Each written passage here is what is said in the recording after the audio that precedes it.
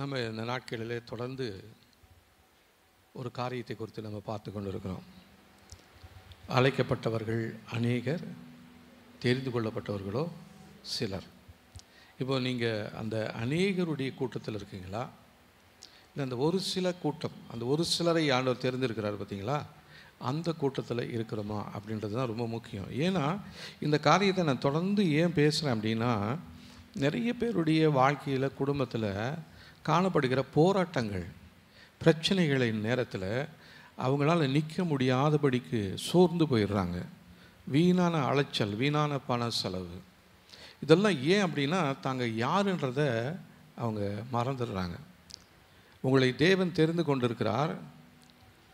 வசனம் சொல்லுவோம், உலகத்தில் இருக்கிறவனையும் எனக்குள் இருக்கிறவர் பெரியவர் என்று சொல்லி. ஆனால் இது எந்த நேரத்தில் சொல்லுவோம்? நம்முடைய பிரச்சனை நேரத்தில், பயத்துக்கு மத்தியில் நம்ம சொல்லக்கூடாது. ஒரு தைரியத்தில் டாக்டர் சொல்லுவார் முடியாது அப்படின்னுடுவார். அந்த நேரத்தில் உலகத்தில் இருக்கிறவனிலும் எனக்குள் இருக்கிறவர் பெரியவர்னு சொல்லி தைரியமாக இருக்க போகிறோமா, அல்லது பயந்து கொண்டு இருக்க போகிறோமா? இதனால தான் பிசாசு நிறைய பேரை அலக்கழித்து கொண்டு இருக்கிறான். நிறைய பேர் விழுந்து போகிறாங்க, எழுந்திருக்கிறாங்க. ஒரு வாரம் எழுந்திருக்கிறாங்க, அடுத்த வாரம் கீழே விழுந்துடுறாங்க, இல்லைன்னா அடுத்த நாளே கீழே விழுந்துடுறாங்க, இல்லைன்னா அடுத்த நிமிஷமே கீழே விழுந்துடுறாங்க.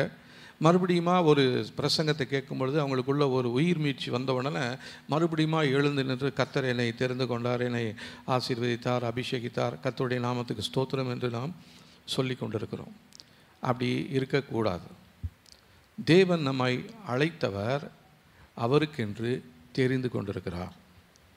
இந்த அழைப்பில் நான் நிறைய பேர் நிற்கிறோம். நம்ம கடந்த வாரத்தில் வாசித்த அந்த வார்த்தையின்படி மத்தியில் அந்த ஒரு ராஜா என்ன பண்ணுறாரு, தன்னுடைய மகனுடைய திருமணத்திற்காக நிறைய பேரை அழைக்கிறார். அழைச்சா ஒவ்வொருத்தரும் ஒவ்வொரு காரணம் சொல்லிட்டு வராமல் இருக்கிறாங்க. அப்போ ராஜா என்ன பண்ணுறாரு, வேலைக்காரர்களை நோக்கி போய் நீங்கள் என்ன பண்ணுங்கள், தெருவிலும் தெருமுனைகளிலும் நிற்கிற எல்லாரையும் கூட்டிகிட்டு வாங்க அப்படின்னு சொல்கிறாரு. ஏன்னா ஒரு பெரிய விருந்தை நான் ஆயத்தப்படுத்தி வைத்திருக்கிறேன், அந்த விருந்தெல்லாம் வேஸ்ட்டாக போயிடக்கூடாது. அதனால் நீங்கள் என்ன பண்ணுங்கள், போய் எல்லாத்தையும் கூட்டிகிட்டு வாங்கன்னு சொன்னோடனே அந்த வேலைக்காரர்கள் என்ன பண்ணுறாங்க, போய் எல்லாத்தையும் கூட்டிகிட்டு வந்து அந்த கல்யாண ஹாலெல்லாம் நிரம்புது. அப்போது அந்த ராஜா என்ன பண்ணுறாரு, திருமண ஹாலில் பார்க்கும்படியாக வராரு. அங்கே வந்தால் அங்கே ஒரு மனுஷன் அவர் என்ன பண்ணுறாரு, கல்யாண வஸ்திரம் தரித்திராமல் ஒருத்தனை பார்த்துட்டு அவனுக்கு ஒரு தண்டனை கொடுக்குறாரு. அவருக்கு ஒரு கோபம், நான் இவ்வளோ பெரிய பணக்காரன், நான் என்னுடைய மகனுக்காக, ஒரே மகனுக்காக நான் எல்லாத்தையும் செலவு செஞ்சு வச்சுருக்கிறேன். இங்கே நீ என்ன பண்ணுற, நான் உன்னை அழைச்சிருந்தாலும், உனக்காக எல்லா காரியங்களையும் நான் ஆயத்தப்படுத்தி வைத்திருந்தாலும், நீ அதை எல்லாத்தையுமே தெரிந்து கொள்ளாமல் அல்லது உடுத்தி கொள்ளாமல் நீ என்ன பண்ணிட்ட, இப்போது நீ கல்யாண வஸ்திரம் இல்லாத இந்த இடத்துல வந்துட்டேன்னு சொல்லிட்டு அவனுக்கு ஒரு தண்டனையை கொடுக்குறாரு. இப்போது இதை நம்ம ஆதியாகமத்தில் பார்க்குறோம். அவருடைய முன்னறிவின்படி தேவன் என்ன பண்ணிக்கிறாருன்னா, ஆதாமையும் ஏவாளையும் தெரிந்து கொண்டார். ஏதேனிலே ஆதாமையும் ஏவாளையும் குறித்து ஒரு பெரிய பிளான் ஒன்று பண்ணி வச்சுருந்தார். நிறைய மரங்கள், நிறைய செடிகள், மிருகங்கள் எல்லாமே உருவாக்கின பின்பு தான் ஆதாமையும் ஏவாளையும் கர்த்தர் உருவாக்கினார். அப்போ அவங்களை உருவாக்கினதற்கு ஒரு திட்டம் என்று ஒன்று உண்டு. அந்த திட்டத்தின்படி நம்ம வாசிக்கும் பொழுது ஆதியாகமத்தில் 1ஆம் அதிகாரத்தில் இதை நம்ம அநேக தரம் நம்ம வாசித்திருக்கிறோம். 26ஆம் வசனம் பாருங்கள். பின்பு தேவன் நமது சாயலாகவும் நமது ரூபத்தின்படியையும் மனுஷனை உண்டாக்குவோமாக, அவர்கள் சமுத்திரத்தின் மச்சங்களையும் ஆகாயத்து பறவைகளையும் மிருக ஜீவன்களையும் பூமி அனைத்தையும் பூமியின் மேல் ஊறுகிற சகல பிராணிகளையும் ஆளக்கடவர்கள் என்றார். அப்போது இந்த ஆதாமையும் ஏவாளையும் உருவாக்கினதற்கு தேவனுக்கு ஒரு நோக்கம் உண்டு. அவங்க ஆளுகை செய்ய வேண்டும் என்று சொல்லி. எதற்கு அவங்க அடிமைப்பட்டவர்களாக இருக்கக்கூடாது. அவங்கள என்னுடைய சாயலாய், என்னுடைய ரூபத்தின்படி நான் அவர்களை உருவாக்கி வைத்திருக்கிறேன். அவர் யாருக்குமே ஒரு நாளும் தலை குனிந்து போனதில்லை, வெட்கப்பட்டு போனதில்லை, தோற்று போனது கிடையாது. அப்படிப்பட்டதான அவர் அவருடைய ரூபத்தின்படியாய் நம்மை உருவாக்கி வைத்திருக்கிறார். ஆதாமி ஏவாளி அதனால தான் அவருடைய ரூபத்தின்படி கர்த்தர் என்ன பண்ணாரா, சிருஷ்டித்தார். பாருங்க 27ஆம் வசனத்தில், நம்முடைய சாயலாக மனுஷனை சிருஷ்டித்தார். அப்போ எதற்காக என்று சொன்னால், இப்போ என்னுடைய பையன் என்னுடைய மகனை நான் என்ன பண்ணுவேன், என்னை மாதிரி வளர்க்கணும் அப்படின்னு தான் நான் நினைப்பேன். ஒருத்தரும் தன்னுடைய பிள்ளை தன்னோட மோசமாக இருக்கணும்னு நினைக்கவே மாட்டாங்க. ஒருவேளை மோசமான சூழ்நிலையில் இருந்தாலும் அந்த பிள்ளை எப்படியாச்சும் கடனை உடனே வாங்கி அந்த பிள்ளையை படிக்க வச்சு அந்த பிள்ளைக்கு ட்ரெஸ் எல்லாம் பண்ணி அழகு பார்த்து நல்ல ஒரு உயர்ந்த இடத்துல கொண்டு போய் அவனை வைக்கணும். என்னால் முடியலைன்னா கூட நான் என்ன பண்ணுவேன், கடன் வாங்கி என் பையனை நல்ல ஒரு ஸ்கூலில் கொண்டு போய் சேர்ப்பேன். ஏன், அவன் என்னுடைய பையன், என்னுடைய சாயலாக இருக்கிறான், என்னுடைய சந்ததி அவன் மூலமாக தான் விளங்க போகுது. அதனால் அவனுக்கு நல்ல ஒரு உயர்ந்த இடத்துல நான் என்ன பண்ண போகிறேன், அவனுக்கு செய்வேன் என்று தானே நம்ம செய்கிறோம் இல்லைங்களா? அப்படி தானே பெற்றோர்கள் செய்து கொண்டு இருக்கிறோம். அப்போது பெற்றோர்களாகிய நாமே நம்முடைய பிள்ளைகளுக்கு நல்ல காரியத்தை செய்ய வேண்டும் என்று யோசித்திருக்கும் பொழுது பரமபிதாவாகிய தேவன் நம்மை குறித்து ஒரு திட்டத்தை வைத்திருக்கிறார். அந்த திட்டம் என்ன? ஆளுகை செய்ய வேண்டும். எல்லாத்தையும் ஆளுகை செய்யணும். பிசாசை, பாவத்தை, உலகத்தை, வியாதியை எல்லாவற்றையும் ஆளுகை செய்ய வேண்டும் என்று சொல்லி தான் கர்த்தர் நம்மை தெரிந்து கொண்டார், அழைத்திருக்கிறார். இந்த சபையாகிய தோட்டத்திலே கர்த்தர் உங்களையும் என்னையும் வைத்திருப்பதற்கு ஒரு காரணம் ஆளுகை செய்ய வேண்டும் என்பதற்காகத்தான். ஆனால் ஆளுகை செய்ய வேண்டியதான நாம் இன்றைக்கு நிறைய இடத்துல தலை குனிந்து வெட்கப்பட்டு அவமானத்தினாலும் பலவீனத்தினாலும் அடிக்கடி எழுந்துறது, அடிக்கடி கீழே விழுவது, இப்படியே இருந்தால் தேவன் நம்மளை குறித்து ஒரு நாளும் சந்தோஷப்படவே மாட்டார். அல்லது கர்த்தர் என்ன சொல்கிறாரு, இந்த மனுஷனை இந்த உலகத்தில் உண்டாக்கினதற்காக அவருடைய இருதயம் என்ன பண்ணுச்சான், துக்கப்பட்டது, வேதனைப்பட்டது.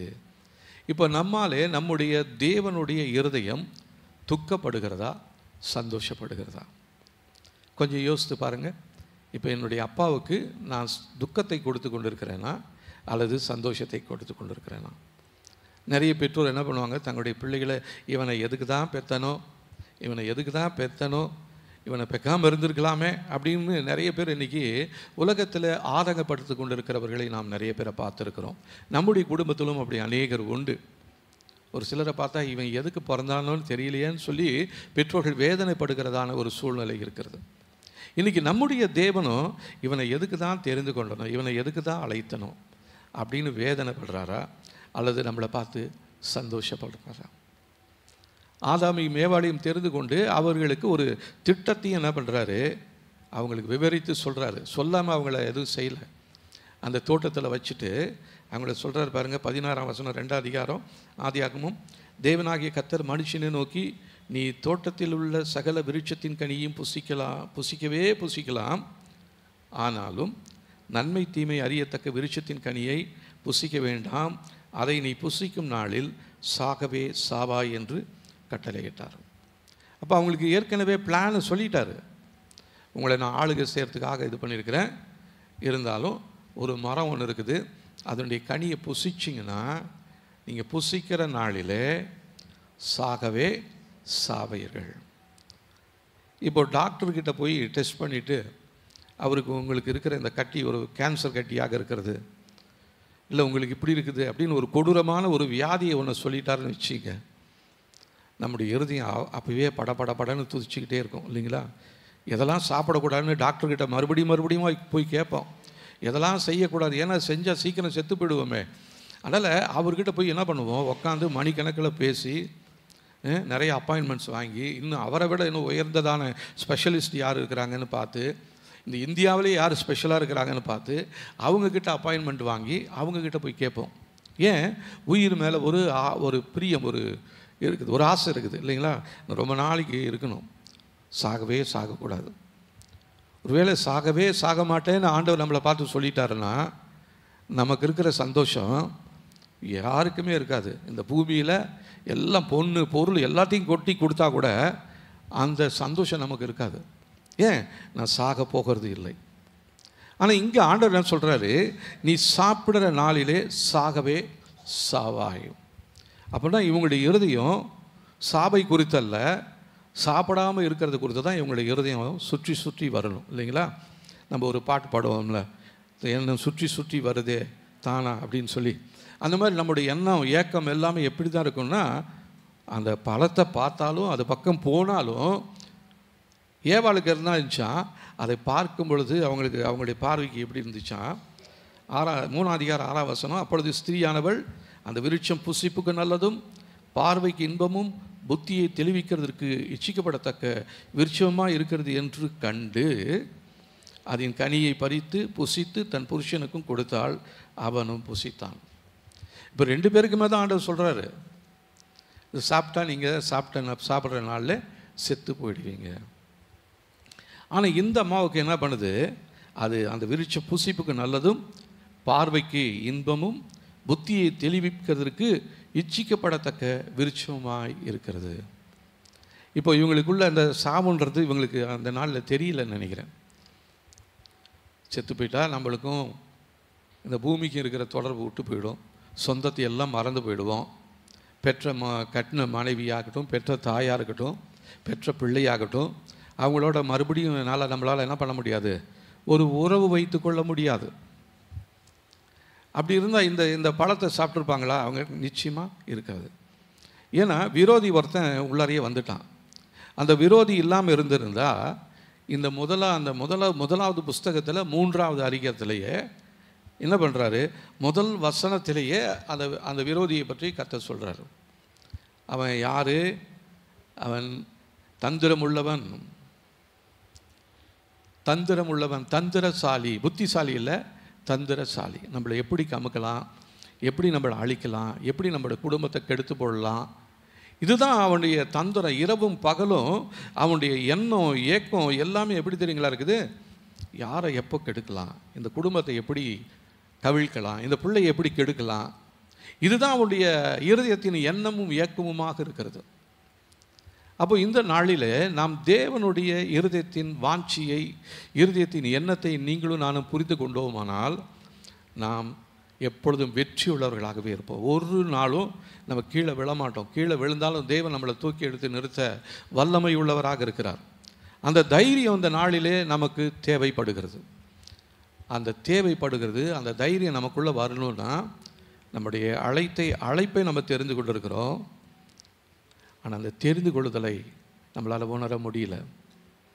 இயேசு கிறிஸ்து நம்மை பார்த்து என்றைக்கு தெரிந்து கொண்டாரோ, அவர் உலக தோற்றத்துக்கு முன்னாடியே உங்களை தெரிந்து கொண்டார். ஆனால் நடுவில் நம்ம என்ன பண்ணிட்டோம், அவர் அறியாமல் இருந்தோம். ஆனாலும் நீங்கள் அறியாமல் இருந்தாலும் அவர் உங்களை அறிந்தபடியினாலே தான் யார் என்பதை உங்களுக்கு விளக்கும்படியாய் ஒவ்வொருத்தருடைய வாழ்க்கையிலும் ஒவ்வொரு சூழ்நிலையில் இயேசுவை அறிந்து கொள்ளும்படியாய் கர்த்தர் வழிவாசல்களை திறந்திருக்கிறார். ஒரு சிலர் அந்த பலவீன நேரத்தில், வியாதி நேரத்தில் கர்த்தரை தெரிந்து கொள்வாங்க. ஒரு சிலருக்கு அவங்களுடைய குடும்பத்தில் இருக்கிற நெருக்கத்துக்கு மத்தியில் வெளியே வழி தெரியாத மாதிரி இருக்கும் பொழுது யார் மூலமாவது எப்படியாவது இயேசுவை குறித்து அவங்க தெரிந்து கொள்வாங்க. இப்படி ஒவ்வொருத்தருக்கும் ஒவ்வொரு முறையிலே ஆண்டவர் அழைத்திருக்கிறார். இப்போ உங்களை அழைச்சதான ஆண்டவர், நீங்கள் ஆண்டவருடைய அழைப்பை பெற்றிருக்கிறீங்களா அப்படின்னா நீங்கள் என்ன சொல்லுவீங்க? நிச்சயமாகவே என்னை ஆண்டவர் அழைத்திருக்கிறார். எப்படி அழைச்சாரு? அதுதான் சொல்ல தெரியல. அழைச்சிருக்கிறார். தேவன் நம்மை அழைத்திருக்கிறார். அது வாஸ்தவமா? உண்மையாக சொல்ல முடியுமா? ஆண்டவர் என்னை அழைத்திருக்கிறார். ஆண்டவர் அழைக்கலைன்னா நீங்கள் இந்த இடத்துல இந்த நாளில் இருக்கவே முடியாது. ஆண்டவர் உங்களை அழைத்திருக்கிறார். இப்போது விருந்து சாலை முழுவதும் எல்லாம் என்ன பண்ணியிருக்கு, எல்லாம் அழைக்கப்பட்டவர்களால் எல்லாம் நிரம்பி இருக்கிறது. இப்போ நம்மளை பார்க்கணும்னு உள்ளே வராரு, தேவன் வராரு. இப்போ அவர் வரும் பொழுது, நம்மை பார்க்கும் பொழுது நம்ம எதற்காக வந்திருக்கிறோம்? கல்யாணத்துக்காக வந்திருக்கிறோம். அப்போ கல்யாணத்துக்குன்னு ஒரு விசேஷித்த ஒரு ஆடையை நம்ம அதற்கென்று பிரத்யேகமாக வைத்திருப்போம் இல்லைங்களா? நிறைய புடவைங்க இருந்தாலும் ஒரு சில குறிப்பிட்ட புடவைகளை நீங்கள் சில ஃபங்க்ஷனுக்காக தான் நீங்கள் அதை என்ன பண்ணுவீங்க, தெரிஞ்சு இது இந்த நாளுக்கு வேணும். இல்லைன்னா ஃபங்க்ஷனுக்கு வரதுக்கு முன்னாடியே போய் அந்த நாளில் இதை போடணும்னு சொல்லி செலக்ட் பண்ணி என்ன பண்ணுவோம், கடையிலேருந்து எடுத்து வச்சு நம்மளை பீரோவில் வச்சு அடிக்கிடுவோம். யாரும் தொடக்கூடாது, யாரும் இது பண்ணக்கூடாதுன்னு பார்த்து அதை விசேஷமாக அதை என்ன பண்ணுவோம், பாதுகாத்து கொண்டே இருப்போம். அப்போ அப்படிப்பட்டதான அந்த ரட்சிப்பின் வஸ்திரத்தை கர்த்தர் உங்களுக்கு இலவசமாக கொடுத்துருக்கிறார். நீங்கள் அதை போய் எங்கேயும் போய் தேடி போய் ஏதோ விலை கொடுத்து நீங்கள் வாங்கலை. உங்களுக்கு ஆண்டவர் இலவசமாக கொடுத்துருக்கிறார். இப்போ அந்த ரட்சிப்பின் வஸ்திரம் உங்கள் மேல் போர்த்தப்பட்டிருக்கிறதா அல்லது அது கரை நிறைந்ததாய் இல்லை கிழிஞ்சி போய் அப்படி இருக்குதா? அது நமக்கு தான் தெரியும். இப்போ என் மேலே இருக்கிற ட்ரெஸ்ஸு எப்படிப்பட்டதான ட்ரெஸ்ஸுன்னு எனக்கு தெரியும், உங்களுக்கு நல்லா தெரியும். அது யாரும் சொல்லணும்னு அவசியமே இல்லை. பாவங்களும் அக்கிரமங்களும் சூழ்ந்ததான இந்த உலகத்தில் நம்முடைய ட்ரெஸ்ஸை நம்ம ரொம்ப பாதுகாப்பாக வைக்க வேண்டியது மிகவும் அவசியமாக இருக்கிறது. காரணம், ஆண்டவர் என்னை அழைத்தார், எனக்கு இலவசமாக ரட்சிப்பை கொடுத்திருக்கிறார். அந்த ரட்சிப்பை நான் இழந்துவிடக்கூடாது. எதை இழந்தாலும் ரட்சிப்பை மாத்திரம் இழக்கக்கூடாதுன்னு ஒரு மனதில் வந்து நீங்கள் ஒரு தீர்மானம் எடுக்கணும். ஒருவேளை கடந்த நாட்களில் ஏற்பட்டதான பிரச்சனைகளில், சண்டையில், இது கோபமாக சில வார்த்தைகளை பேசியிருக்கலாம், சிலரை மன்னிக்க முடியாத சூழ்நிலையில் இப்பொழுது இருக்கலாம். அது எல்லாத்தையும் விட்டுறணும், அது எல்லாத்தையும் உதறி விடுவோம். அது இருந்தால் தான் நம்முடைய ட்ரெஸ்ஸு புதுசாக இருக்கும். ஆண்டவராகி இயேசு வரும்பொழுது நம்முடைய ட்ரெஸ்ஸு புதுசாக இருக்கும். ரட்சிக்கப்பட்ட அந்த அந்த அந்த சந்ததியை தான் மறுபடியுமாக சேர்த்து கொள்ளும்படியாக இயேசு கிறிஸ்து இந்த பூமிக்கு வெகு சீக்கிரத்தில் வரப்போகிறார். அந்த நேரத்தில் நம்ம கைவிடப்பட்டு போயிடக்கூடாது. கைவிடப்பட்டு அப்புறமேட்டு பார்த்துக்கலாம் அப்படிலாம் இருக்க முடியாது. ஆண்டவர் நம்மளோட உணர்த்திக்கிட்டே இருக்கிறாரு. அதுக்கப்புறம் யோசித்து அவர் போன பின்னாடி, ஆண்டவரே மறுபடியுமா எனக்கு ஒரு ரட்சிப்பை கொடுங்க, நான் ட்ரெஸ்ஸை ஃபால் பண்ணிட்டேன், என் ட்ரெஸ்ஸு கிழிஞ்சு போயிடுச்சு, அழுக்கில் உக்காந்துட்டேன், அசிங்கப்படுத்திட்டேன், என்னை மறுபடியுமா என்னை ரட்சிங்க, என்னை கழுவுங்கன்னு சொன்னால் அந்த வருகைக்கு அப்புறம் அதுக்கு சான்ஸே இல்லை. இப்போ தான் நமக்கு நல்ல சான்ஸு. ஒரு வேளை இப்போ உங்கள் ட்ரெஸ்ஸு அழுக்காக இருந்துச்சுன்னா, ரட்சிப்பை இழந்து போயிருந்தீங்கன்னா, ஆண்டவர்கிட்ட கேளுங்க, ஆண்டவரே என் ரட்சிப்பை புதுப்பியுங்க, ஆண்டவரே என்னை மறுபடியுமா உங்களுடைய பிள்ளையாக மாற்றுங்க, ஆண்டவரே நான் எந்த இடத்துல இழந்து போயிட்டேன், எப்படி அது அழுக்காச்சுன்னு எனக்கு நல்லா தெரியும். இப்போ ஏவாளை கூப்பிட்டு கேட்டிங்கன்னா, எப்படிம்மா பாவம் உலகத்துக்குள்ளே வந்துச்சு அப்படின்னா அவங்க சொல்லுவாங்க, அதுக்கு காரணம் நான் தான்யா, தேவன் விலக்கினதான அந்த கனி என்ன பண்ணிட்டேன், நான் புசிச்சிட்டேன். அதை குறித்து உங்களுக்கு அறிவு இல்லையா? நல்லா தெரியும். அவர் எங்கள் காது கேட்க தான் சொன்னார், அதை சாப்பிட்ற நாளில் நீ செத்து போயிடுவேன்னு சொன்னார். அப்புறம் எப்படி நீ அதை சாப்பிட்ட? அவ உடனே சொல்லுவா, இந்த பாம்பு தான். ஆதாமை கேட்டால் ஏவாள் மேலே, ஏவாளை கேட்டால் பாம்பு மேலே. இப்போ பாம்பை கேட்டால் வேணாம் சொல்லுவான், ஐயா அதுதான் என்னுடைய குலத்தொழிலே இல்லைங்களா, நான் அதுக்காக தான் நான் தெரிஞ்சுக்கிட்டே இருக்கிறேன், எவனை வஞ்சிக்கலாமோ எவனை கெடுக்கலாமோ அப்படின்னு சொல்லி அதுக்காக தான் நான் இரவும் பகலும் நான் ஒழிச்சிக்கிட்டே இருக்கிறேன். ஆனால் உங்கள் பிள்ளைங்க உங்கள் வார்த்தையை தியானம் பண்ணாமல் நீங்கள் சொன்ன வசனங்களை மறந்துட்டு வேறு எதையோ உலகத்தையும் ஆசா பாசங்களையும் அசுத்தங்களையும் நினச்சிக்கிட்டே இருக்கிறதுனால தான் அவங்களுக்கு அப்படி வந்துடுச்சின்னு பிசாசு நிச்சயமாக சொல்லுவான் இல்லைங்களா? அப்படி தானே சொல்லுவான். இப்போது ஒருவேளை கீழே தவறி விழுந்து போயிட்டேன், என்னை குறித்து ஆண்டவர் விசாரிக்கிற நாளில் நான் என்ன பண்ணுவேன், ஆண்டவர் இவங்க பண்ணாங்க இது பண்ணாங்க அப்படின்லாம் சொல்லுவேன். அவங்களாம் ஒவ்வொருத்தரும் ஒவ்வொரு ஆளை சொல்லிக்கிட்டே இருப்பாங்க. கடைசியாக அவங்க என்ன யாரை காமிப்பாங்க, இந்த பிசாசு தான். பிசாசை கேட்டால் அவன் என்ன சொல்லுவான், இது என்னுடைய வேலை, நான் என் வேலையில் உண்மையும் உத்தமமாக இருக்கிறேன், அதனால் என்னை கூப்பிட்டு உண்மையும் உத்தமுள்ள ஊழியக்காரனேன்னு சொல்லி அவனை சொல்கிறீங்கல்ல, அது எனக்கு தான் சொல்லணும். அந்த ஊழியக்காரன் தவறி போயிட்டான், அந்த வார்த்தையை கேட்ட அந்த விசுவாசி தவறி போயிட்டான். ஆனால் நான் தான் உங்ககிட்டேருந்து பெற்றுக்கொண்டதான அந்த நன்மைகளை இழந்தாலும் எனக்குன்னு கொடுக்கப்பட்ட அந்த தீமையான காரியங்களில் நான் ரொம்ப நிலைத்திருக்கிறேன். அதனால் என்னை பார்த்து தான் நீங்கள் சொல்லணும், உண்மையும் உத்தமுள்ள ஊழியக்காரன்னு எனக்கு தான் அந்த கௌரவம் தேவைன்னு சொல்லி அவன் மார்த்தட்டி வந்து நிற்பான். இப்போ பாருங்கள், 2 பேர் நிற்கிறாங்க இப்போ தேவனுக்கு முன்பாக. ஒருத்தர் சொல்கிறாரு, நான் பாவம் செஞ்சிட்டேன். யாரால் செஞ்ச? இதை எதிராளியால். எதிராளி சொல்கிறாரு, இதை எனக்கென்று நீங்கள் நியமித்திருக்கிறீங்க, நித்திய அழிவுக்கென்று நியமிக்கப்பட்டவன் அவன். ஆனால் தான் நம்ம எவ்வளோதான் பாவம் செஞ்சாலும் நமக்கு மன்னிப்பு இருக்குது, பிசாசுக்கு மன்னிப்பே இல்லை. அதனால தான் அவனுக்கு அவ்வளோ கோபம். நான் என்ன செஞ்சிட்டேன், இந்த ஜனங்க செய்யாததை எதை நான் செஞ்சிட்டேன் அப்படின்னு அவன் ஆண்டவர்கிட்ட கேட்பான். நம்ம என்ன சொல்ல போகிறோம்? எதை செய்யக்கூடாதுன்னு சொன்னமோ அதை தான் செய்கிறோம். எதை சிந்திக்கக்கூடாதுன்னு சொல்கிறாங்களோ அதை தான் சிந்தனை பண்ணுறோம். எதுக்கு பயப்படக்கூடாதுன்னு சொல்கிறாங்களோ அதுக்கு தான் பயப்படுறோம். கர்த்தருக்கு உரியதான அந்த பயம் நமக்குள்ளே இல்லை. உலகத்திற்காகவும் மாம்சத்திற்காகவும் பிசாசுக்காகவும் நாம் பயப்படுகிறதான பயத்தில் 100 கூட கர்த்தர் பேரில் நமக்கு இல்லாதபடியினால்தான் நாம் அழைக்கப்பட்டிருந்தாலும் தெரிந்து கொள்ளப்படாதவர்களைப் போல நீங்களும் நானும் உட்கார்ந்து கொண்டு இருக்கிறோம். இதற்காக கர்த்தர் நம்மை அழைக்கவில்லை. ஆதாமையும் ஏவாளையும் அழைத்ததற்கு ஒரு ஆளுகை செய்வதற்காக கர்த்தர் அவர்களை தெரிந்து கொண்டார். அதே போல் உங்களையும் என்னையும் தேவன் குறித்து வைத்திருக்கிற அந்த யோசனை, அந்த திட்டம், அது எப்பவுமே நம்முடைய வாழ்க்கையில் சிந்தையில் இருந்து கொண்டே இருக்க வேண்டும். இதுக்காக தான் நம்ம வாசிக்கிறோம் பாருங்க, 2 பேதுரு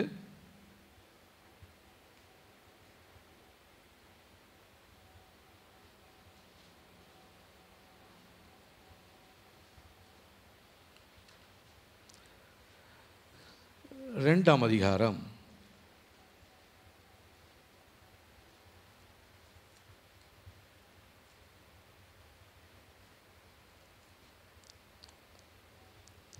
8, 9, 10 வசனங்களை வாசிக்கலாம் பாருங்க. 322வது பக்கத்தில் இருக்குது.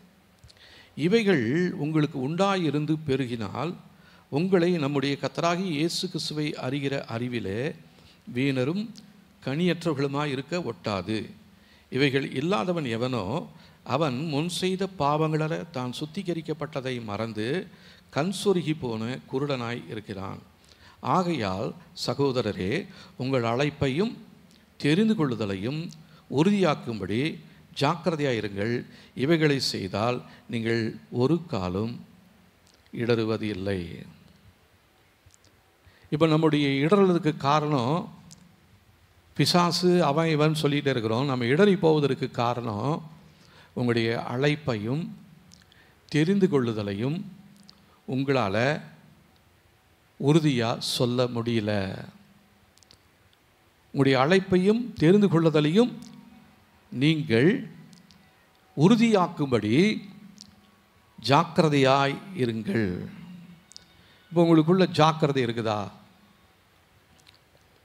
ஆவியானவருடைய வார்த்தைகளுக்கு கீழ்ப்படிந்து அதை ஜாக்கிரதையாய் செவி கொடுத்து அதை கவனமாய் நாணமாய் நாம் நம்முடைய வாழ்க்கையில் அதை அபியாசிக்கிறோமா, இல்லை பிரயோஜனப்படுத்தாமல் கேட்ட வார்த்தைகளை கேட்டுட்டு அதை அப்படியே விட்டுட்டு போயிடுறோமா? 3 விதமான நிலங்களை குறித்து ஆண்டவர் சொன்னார். முதலாவது தேவனுடைய வார்த்தையை வழியருகளை விதைக்கப்பட்ட நிலத்து வார்த்தைகளுக்காக இருக்கிறது. 2வது கற்பாறையில் முட்செடிகளுக்குள்ளே விதைக்கப்பட்டது. 3வது நல்ல நிலத்தில் விதைக்கப்பட்டது. இப்போ நான் இங்கேருந்து விதைக்கிறதான விதைகள் எல்லாமே, வார்த்தைகள் எல்லாமே தேவனுடைய வார்த்தைகள். இப்போ உங்களுடைய இருதயம் இந்த 3 விதமான நிலங்களிலே ஏதாவது ஒன்றில் இருக்குதா அப்படின்னு பார்க்க. வழியருகிற விதைக்கப்பட்ட விதைகளை போல உங்களுடைய அந்த இருதயம் எல்லாருக்கும் திறந்து இருந்துச்சுன்னா, யார் சொல்கிற வார்த்தைகளையும் நீங்கள் நம்பி ஏமாந்து கொண்டு இருந்தீங்கன்னா, சத்துருவானவன் கழுகை போல வீட்டுக்கு மேலே பறக்கிறான். கர்த்தருடைய வீட்டின் மேலே சத்துருவானவன் கழுகை போல பறந்து கொண்டு இருக்கிறான். அவன் என்ன பண்ணுவான்? இவங்களுடைய இருதயத்தில் விதைக்கப்பட்ட விதைகளை பொறுக்கி விடும்படியாக அவன் என்ன பண்ணிகிட்டே இருக்கிறான்? சுற்றி சுற்றி வந்து கொண்டே இருக்கிறான். இப்போ உங்களுடைய இருதயம் திறக்கப்பட்டு, ஆண்டவருக்கு திறக்கப்படாமல் உலக காரியங்களுக்காக, பூமிக்குரிய ஆசீர்வாதங்களுக்காக மாத்திரம் உங்களுடைய இருதயம் திறந்திருக்குமானால், நீங்கள் உங்கள் இருதயத்தில் விதைக்கப்படுகிற வசனங்கள் அது வழியருகளே விதைக்கப்பட்டதான விழுந்ததான விதைகளுக்கு ஒப்பாக இருக்கிறது. இப்போ உங்களுடைய இருதயத்தை சற்று யோசித்து பாருங்கள். என்னுடைய இருதயம் திறக்கப்பட்ட இருதயம். என்னுடைய இருதயம் எதற்காக திறக்கப்பட்டிருக்கிறது? தேவனுடைய வார்த்தைகளுக்காக திறக்கப்பட்டிருக்கிறதா, அல்லது மனுஷனுடைய வார்த்தைகளுக்காக திறக்கப்பட்டிருக்கிறதா? மனுஷனுடைய வார்த்தைகள் பல விதத்தில் நமக்கு வரும். உங்களுடைய உறவுகளின் மூலமாக வரலாம், உங்களோட வேலை செய்கள் மூலமாக வரலாம், உங்களோட படிக்கிறவர்கள் மூலமாக அந்த வார்த்தைகள் வரலாம். அவிசுவாசமான வார்த்தைகள், பயம் நிறைந்த வார்த்தைகள். இல்லைன்னா உங்களுடைய பலவீன நேரத்தில் நீங்கள் டாக்டரை போய் பார்க்கும் பொழுது அவர் வாயிலிருந்து வருகிறதான வார்த்தையாக இருக்கலாம். இந்த வார்த்தைகள் உங்களுடைய இருதயத்தில் திறந்திருக்குமானால், உங்களுடைய இருதயத்தில் விதைக்கப்படுமானால், அது உங்களுக்கு இன்னும் பயத்தை அதிகப்படுத்தி கொண்டே இருக்கும். இன்னும் கொஞ்சம் பேருடைய இருதயம் கவலைகளினாலும் உலக ஐஸ்வர்யத்தினாலும் அவங்களுடைய இருதயம் நிரம்பி இருக்கிறது. ஆனால் அங்கே விதைக்கப்பட்டதான அந்த விதைகள் அது வளரும் பொழுது மேலே இருக்கிற முள் என்ன பண்ணுது, நெருக்குது. உலகத்தினுடைய கவலைகள் உங்களை வளர முடியாதபடிக்கு தடை பண்ணி போட்டிருக்கிறது. இப்போ நீங்கள் இங்கேயே இருந்தால் கூட உங்களுடைய இருதயம் எங்கேயோ சுற்றிக்கிட்டே இருக்குது. இங்கே சொல்லப்பட்ட வார்த்தைகள் கொஞ்சம் கூட கேட்கப்படுவதே இல்லை. ஏன்னா உங்களுடைய எண்ணம், யோசனை எல்லாமே அடுத்த நாள் என்ன பண்ணுறது, என் பிள்ளைக்கு என்ன பண்ணுறது, என் பையனுக்கு என்ன பண்ணுறது, இந்த மாதிரி யோசனையில் இருந்தால் இங்கே விதைக்கப்படுகிற வார்த்தைகள் உங்களுடைய வாழ்க்கையில் முளைக்காது. அடுத்ததாக இன்னொன்று இருக்குது, அது கற்பாறையான நிலம். இந்த கற்பாறையில் போய் விதைக்கப்படும் பொழுது அது கொஞ்ச நாளைக்கு கேட்டவன ஒரு உற்சாகத்தில், ஆமேன், ஸ்தோத்திரம், அல்லேலூயா, நான் நம்புகிறேன், இயேசுவை நம்புகிறேன், ஆராதிக்கிறேன் அப்படின்னு உற்சாகமாலாம் சொல்லிக்கிட்டே இருக்கும். ஆனால் ஒரு 2-3 மாதத்தில் அது அப்படியே மங்கி போயிடும். ஓட்டத்தை ஆரம்பித்தவங்க இன்றைக்கி நிறைய பேர் இல்லை. உங்களுக்கு முன்னாடியே விசுவாசத்தில் வந்தவங்க, உங்களோட விசுவாசத்தில் வல்லமை உள்ளவர்கள், அவங்க ஜெபிச்சா அற்புதம் நடக்கும், விடுதலை கிடைச்சிருக்கும். ஆனால் இன்றைக்கி அவங்க எங்கே இருக்கிறாங்க அப்படின்னு பார்த்தீங்கன்னா, அவங்க இருந்த இடமே தெரியல. முளைச்சி போயிடுச்சு, எரிஞ்சி போயிடுச்சு, தீஞ்சி போயிடுச்சு, காஞ்சி போயிடுச்சு. இப்படிப்பட்டதான அந்த வல்லமையுள்ள ஒரு வாழ்க்கை ஒரு காலத்தில் இருந்துச்சு. இன்றைக்கி அதெல்லாம் எங்கே போச்சு அப்படின்னா, உங்கள் வாழ்க்கையை விட்டு அது அகன்று போயிடுச்சு. காரணம், தேவனுடைய வார்த்தை உங்களுடைய இருதயத்துக்குள்ளே ஆழமாக பதிய முடியாதபடிக்கு உங்களுடைய இருதயம் கல்லான இருதயமாக இருக்கிறது. இந்த கல்லான இருதயத்தை சதையான இருதயமாய் மாற்றும்படியாகவே பரிசுத்த ஆவியானவரை தேவனுக்கு கொடுத்திருக்கிறார். இந்த பரிசுத்த ஆவியானவர் உங்களுடைய இருதயத்துக்குள்ளே ஊற்றப்பட்டிருப்பானால், தேவனுடைய அன்பு உங்களுடைய இருதயத்துக்குள்ளே இருக்குமானால், அது உங்களுடைய இருதயத்தில் விதைக்கப்பட்ட தேவனுடைய வார்த்தைகளை அதிகமாய் வளரச் செய்யும். அதன் மூலமாக உங்களுக்கு பிரயோஜனம் உண்டு. ஆனால் இன்றைக்கி உங்களுடைய இருதயம் எதனால் நிறைந்திருக்கிறது? இன்னும் கொஞ்சம் இருதயம், நல்ல இருதயம், அதுவும் கூட பார்த்திங்கன்னா சிலதில் 30, சிலது 60, சிலது 100 இருக்கிறது. அதில் கூட அந்த இடத்துல கூட ஒரு 30, 60, 100 தான். அந்த வித்தியாசத்தில் தான் இன்றைக்கி நிறைய பேருடைய வாழ்க்கையில் ஆசீர்வாதங்களை பார்க்க முடிகிறது. இப்போ உங்கள் வாழ்க்கையில் கேட்ட வார்த்தைகள் எந்த விதத்தில் உங்களுக்கு பலன் கொடுத்திருக்கிறது? 100க்கு 100 நீங்கள் உண்மையாக இருக்கிறீங்களா? அவருக்கு உண்மையாக கனி கொடுக்குறீங்களா? இல்லை இங்கே வரும்பொழுது உண்மையுள்ளவர்களாக ஒரு 30% இருக்கிறோம், வெளியே போனவொன்னே குறைஞ்சி போயிடுறோம். இல்லைன்னா தேவனுடைய வார்த்தையை மீட்டிங்கில் கேட்கும்பொழுது ஒரு 60% செலுத்திருக்கிறோம், அதுக்கப்புறம் அப்படியே குறைஞ்சி போயிடுறோம். ஆனால் 100க்கு 100 நிற்கணும். அதற்காக தான் கர்த்தர் நம்மை அழைத்து அபிஷேகித்து தெரிந்து கொண்டிருக்கிறார். இதை நீங்கள் உறுதிப்படுத்தி கொள்வீர்களானால் நீங்கள் ஒரு நாளும் இடரையே போக மாட்டீங்க, நிலைத்திருப்பீங்க. அதனால தான் அந்த 2 பேதுரு 1ஆம் அதிகாரத்தில் நம்ம வாசிக்கிறோம், இவைகள் உங்களுக்கு உண்டாயிருந்து பெருகினால். இவைகள் தேவனுடைய வல்லமை, தேவனுடைய கிருபை, தேவனுடைய அன்பு, இதெல்லாம் உங்களுடைய வாழ்க்கையில் இருந்துச்சுன்னா, உங்களை வாழ்க்கையில் இருக்கிறது மாத்திரமல்ல, அது என்ன பண்ணணுமா, பெருக வேண்டும்.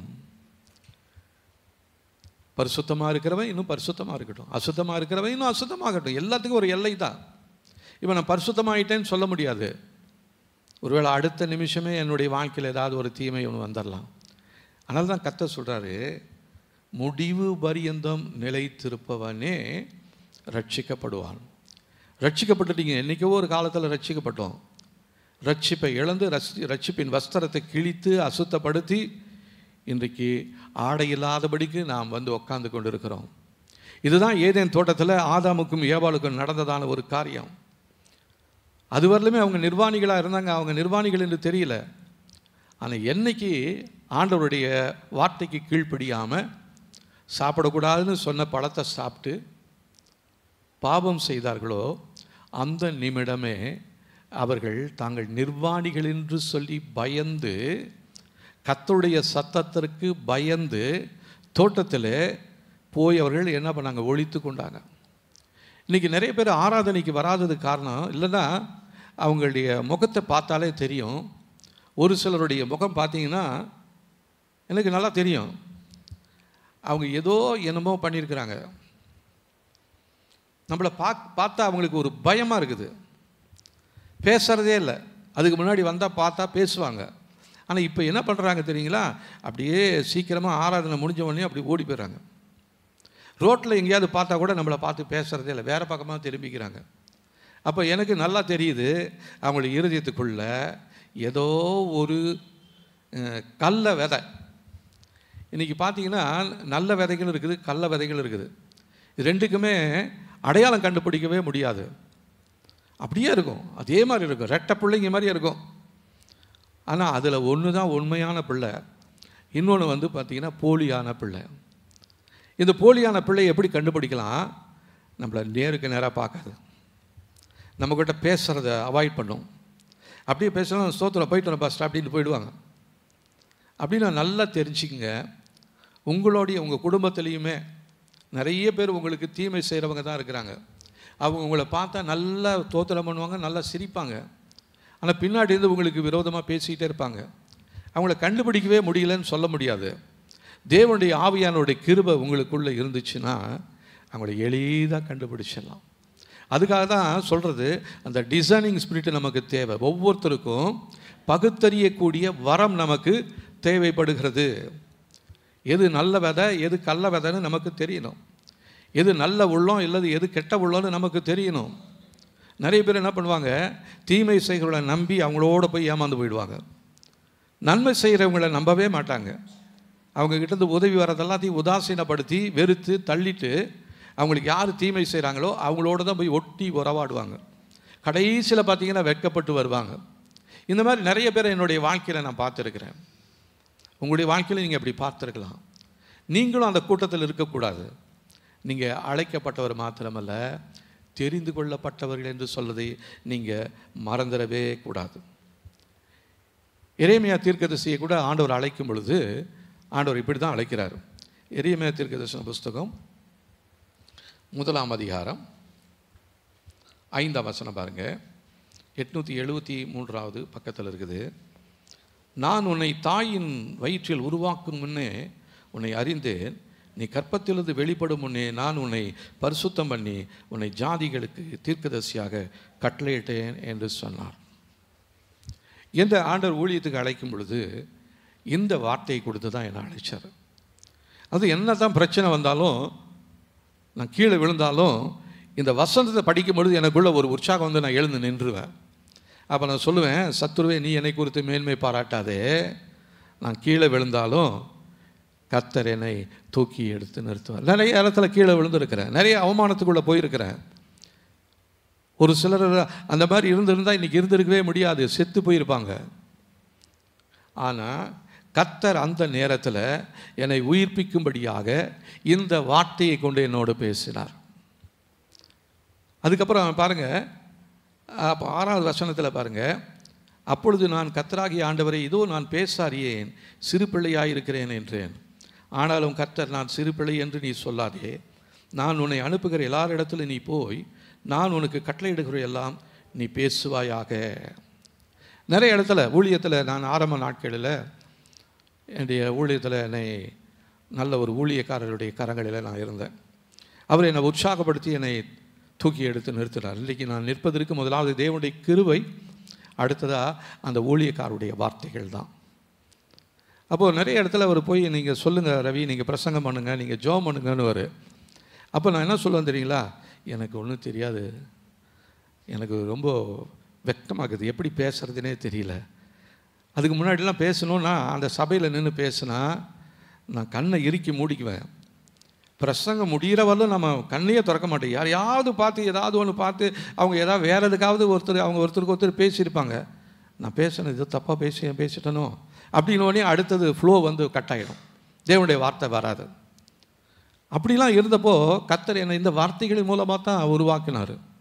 ஆனால் என்னால் சொல்ல முடியும், தேவனால் அழைக்கப்பட்டவன், தேவனால் தெரிந்து கொள்ளப்பட்டவன், தேவனால் அபிஷேகப்பட்டவன், இந்த உலகமே எதிர்த்து வந்தாலும் கர்த்தர் என்னோடு இருக்கிறார், நான் எதற்கும் பயப்பட போவது இல்லை. ஹல்லேலூயா. நிறைய பேர் சின்ன பிரச்சனை வந்தாலும் கீழே விழுந்துடும். ஆனால் என்னுடைய வாழ்க்கையில் பெரிய பெரிய பிரச்சனைகள் வந்தது. அந்த பிரச்சனைகளுக்கு மத்தியில் ஆண்டவர் என்னை நிலைநிறுத்தினதற்கு முக்கியமான காரணம் இந்த எரேமியா 1ஆம் அதிகாரம் 5ஆம் வசனத்தின் மூலமாக கர்த்தர் என்னை அழைத்தார். அப்போ எனக்கு தெரியாதுன்னுலாம் சொன்னேன். அப்போ அந்த ஊழியக்காரர் சொல்ல, நீ இல்லை தைரியமாக பேசுங்க அப்படின்வார். எங்கேயாவது ஒரு இடத்துக்கு ஒரு மீட்டிங்காக போவோம், கன்வென்ஷன் கூட்டத்துக்காக போவோம். போனால் நான் பாட்டுக்கு உட்காந்துட்டு இருப்பேன். இப்போ ரவி பேசுவார்ன்ட்டு அவர் போய் உட்காந்துக்குவார். எனக்கு என்ன பண்ணுறதுனே தெரியாது, கொஞ்சம் கூட ஆயத்தமே இல்லாத மாதிரி இருக்கும். ஆனால் அங்கே போய் நின்னவனா ஆண்டவர் வார்த்தைகளை கொடுப்பார். தேவனுடைய நாமம் மகிமைப்பட்டது. கர்த்தருக்கு ஸ்தோத்திரம். கர்த்தர் என்னை எடுத்து உபயோகப்படுத்தும். அதே போல் தான் நம்ம ஒவ்வொருவரையும் கர்த்தர் தேவன் தெரிந்து கொண்டிருக்கிறார். அதனால் நீங்கள் சோர்ந்து போயிடவே கூடாது. கீழே விழுந்துட்டேன், பரவாயில்ல, கீழே விழுந்தாலும் நான் உன்னை தூக்கி எடுத்து நிறுத்துவேன்னு ஆண்டவருடைய வார்த்தை சொல்லுது. ஹல்லேலூயா. அந்த தைரியம் எப்படி வரும் அப்படின்னா, நீங்கள் தேவனால் தெரிந்து கொள்ளப்பட்டவர்கள். அந்த தைரியம் இருந்துச்சுன்னு வச்சிங்க, நீங்கள் எங்கே போனாலும், நீங்கள் எங்கே கீழே எத்தனாயிரம் அடி கீழே விழுந்தாலும் உங்களை மறுபடியுமாக உயர்த்தி நிறுத்த கர்த்தர் போதுமானவராக இருக்கிறார். அதனால் இந்த வார்த்தையை மாத்திரம் நீங்கள் மறந்துடக்கூடாது. நான் தேவனால் தெரிந்து கொள்ளப்பட்டவன். நான் மாத்திரம் இல்லை, யோசுவா சொன்னது போல நானும் என் வீட்டாருமோ என்றால் கர்த்தரையே சேவிப்போம். ஏன்னு சொன்னால் கர்த்தர் எங்களை குடும்பமாய் தெரிந்து கொண்டிருக்கிறார். உங்களை மாத்திரம் இல்லை, உங்களுடைய சந்ததியவே கர்த்தர் தெரிந்து கொண்டிருக்கிறார். இந்த நம்பிக்கை நமக்கு இருந்துச்சுன்னா அது ஒரு நாள் நம்மளை வெட்கப்படவே விடாது, கீழே இருக்க விடாது. எப்படியாச்சும் தூக்கி நிறுத்திடுவார் அவர். அவருக்கு 1008 வழிகள் இருந்து, நான் இப்படி கீழே விழுந்துட்டேன், நம்ம மீண்டும் எழுந்திருக்க முடியாதுன்னு நீங்கள் நினைக்கலாம். ஆனால் தேவனால் உயர்த்த முடியாதுன்னு சொல்லி ஒரு இடமும் இல்லை, ஒருத்தருடைய வாழ்க்கையிலும் கிடையாதுங்க. அதுக்கு நான் சாட்சி. கர்த்தர் என்னை சாட்சியாக வைத்திருக்கிறார். உங்களையும் அவ்விதமாக தான் கர்த்தர் ஒரு சாட்சியாக வைத்திருக்கிறார். அதுக்கு உங்களுக்கு தேவை, நீங்கள் தெரிந்து கொள்ளப்பட்டவர்கள் என்று சொல்லி நீங்கள் நன்றாக அறிந்து கொள்ள வேண்டும். இப்போது அழிவுக்கென்று தெரிந்து கொள்ளப்பட்டதான ஒருத்தரை குறித்து நம்ம வாசிக்கலாம் பாருங்க. அப்போஸ்தலர் நடவடிக்கைகளில் 1ஆம் அதிகாரம்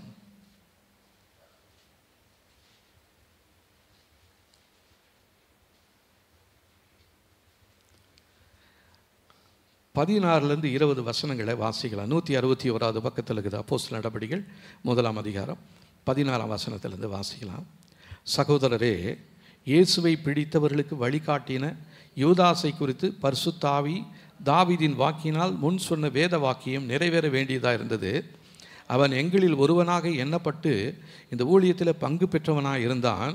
அநீதத்தின் கூலியினால் அவன் ஒரு நிலத்தை சம்பாதித்து தலைகீழாக விழுந்தான். அவன் வயிறு வெடித்து குடல்களெல்லாம் சரிந்து போயிற்று.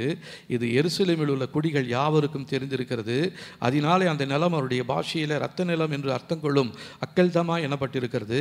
சங்கீத புஸ்தகத்திலே அவனுடைய வாசஸ்தலம் பாழாக்கடுவது, ஒருவனும் அதில் வாசம் பண்ணாதிருப்பானாக என்றும் அவனுடைய கண்காணிப்பை வேறொருவன் பெறக்கடவன் என்றும் எழுதியிருக்கிறது. பாருங்க, இங்கே முன்கூட்டியே ஒருத்தனை அழிவுக்கென்று தெரிந்து கொள்ளப்பட்டவனாக இருக்கிறான். ஆனால் கர்த்தர் அவனை அழைச்சார். 12 பேரில் அவனையும் தான் கர்த்தர் அழைத்தார். 12 அப்போஸ்தலர்களில் யூதாசும் ஒருத்தர் தான். அந்த 5 அப்பம் 2 மீனை 5000 பேருக்கு ஒரு பங்கு போடும் பொழுது யூதாசும் எல்லாத்துக்கும் போய் எடுத்து வச்சிருக்கிறாரு. ஒருவேளை அவர் தொற்று சுகமாக்கி இருக்கலாம், குஷ்டரோகிகள் சுகமாக இருக்கலாம், நிறைய காரியங்களை இவங்கெல்லாம் செஞ்சாங்க.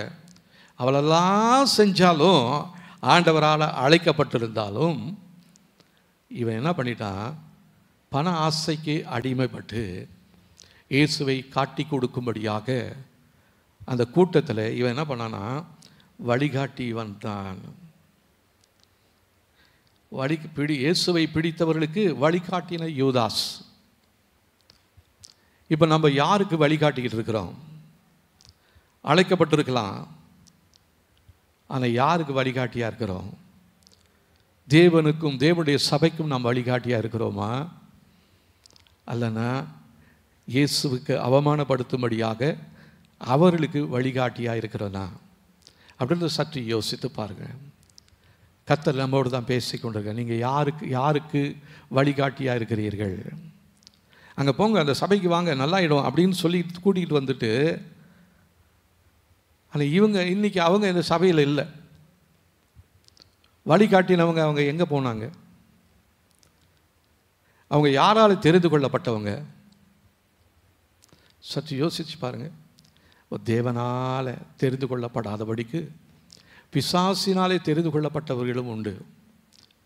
நம்முடைய பெயர் ஜீவ புஸ்தகத்தில் எழுதப்பட்டிருக்க வேண்டும். ஜீவ புஸ்தகத்தில் எழுதப்படாதவனுடைய பெயர் எல்லாமே கிறுக்கி போடப்படும், அழிக்கப்படும், எரிந்து சாம்பலாய் போகும்.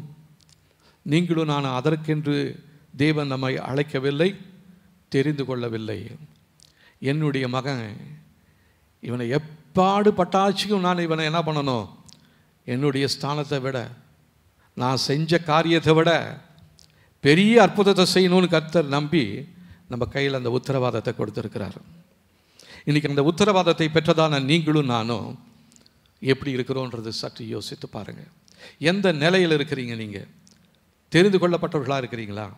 இல்லைன்னா அழைக்கப்பட்டு ஏதோ பேருக்காக சபைக்கு வந்துக்கிட்டே இருந்துட்டு ஏதோ ஒரு காணிக்கை போடவும், ஏதோ ஒரு ஆராதனை பண்ணவும், ஏதோ ஸ்தோத்திரம் பண்ணவும், பார்த்தவங்களுக்கு 4 பேர்த்துக்கு இயேசு நல்லவர்னு சொல்லிவிட்டு போயிட்டே இருக்கிறதுக்காகவா?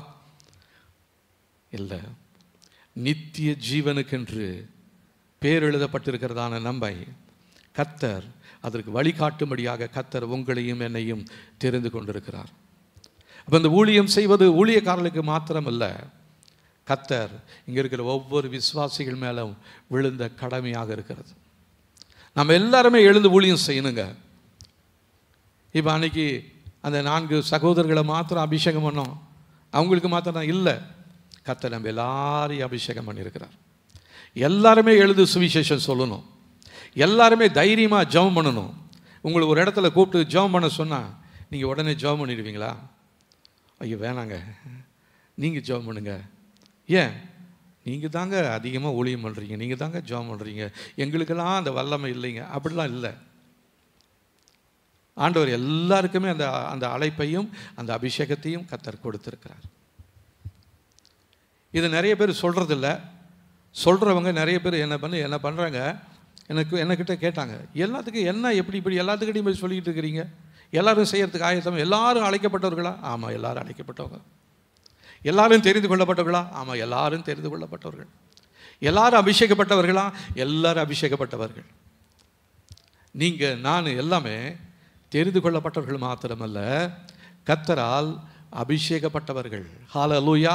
நமக்குள்ள ஒரு தைரியம் ஒன்று வரணுங்க. இந்த வேளையில் நமக்குள்ள ஒரு நம்பிக்கை வரணும். நம்பிக்கை இல்லாத உங்களை தான் இந்த நாளில் கர்த்தர் உற்சாகப்படுத்தி உங்களை பெயர் சொல்லி அழைத்து உங்களை தெரிந்து கொண்டு உங்களை அவருடைய ஊழியத்திற்காக எடுத்து நியமித்திருக்கிறார். ஹல்லேலூயா. நம்ம எல்லாரையுமே நம்ம இருக்கிற இடத்துல அந்த பகுதியில் ஒரு சாட்சியாக எடுத்து நிறுத்தும்படியாகவே கர்த்தர் நம்மை முன்குறித்திருக்கிறார். இதை தான் சகரியாவின் புஸ்தகத்தில் நம்ம வாசிக்கிறோம். இன்னொரு வசனத்தை வாசிக்கலாம் பாருங்க. ரோமருக்கு எழுதின நிருபம்